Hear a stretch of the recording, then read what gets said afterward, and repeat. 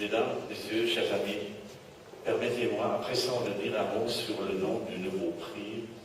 et sur les lauréats qui le recevront aujourd'hui pour sa première remise.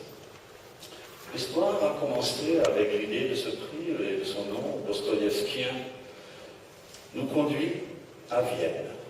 où un petit groupe d'amis composé de Regina Haslinger, Peter Weibel, moi-même, nous sommes retrouvés assis ensemble un soir à discuter du livre de Gaetano Benedetti, La mort dans l'âme. Mais s'il fallait faire l'éloge de Benedetti, ce n'était pas seulement en tant que pionnier dans son propre secteur, celui de la psychiatrie participative. Il nous donnait plus généralement l'impression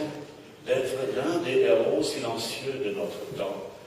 un homme qui, un demi-siècle durant, s'était maintenu au bord des abîmes de l'errance et de l'isolement humain, et qui avait inlassablement marché vers les plus égarés et les plus isolés parmi les hommes, afin de leur montrer de possibles chemins du retour dans une existence partagée. Et que le nom de Gaetano Benedetti soit le premier que nous devions prononcer ici ne tombe d'ailleurs pas mal, car depuis 1947, il a pratiqué pendant de nombreuses décennies dans des cliniques suisses. Et rappelons-nous qu'au début du roman de Dostoïevski, Mychkine, le prince hypersensible, est sorti d'une clinique suisse pour revenir à Saint-Pétersbourg, où, depuis son arrivée, des rencontres inhabituelles se sont mises en marche entre les personnages du livre d'une manière presque mystérieuse. On pourrait qualifier Mychkine d'individu catalyseur, qui, par son mode d'être, son état d'esprit, et même par sa simple présence, éveillait chez les autres des réminiscences de quelque chose qui ne s'était pas épanoui dans leur vie, souvenir de la bonne volonté première, de l'absence infantile de préjugés, rappel des jours lointains où l'admiration sans envie et la participation sans effort aux soucis des autres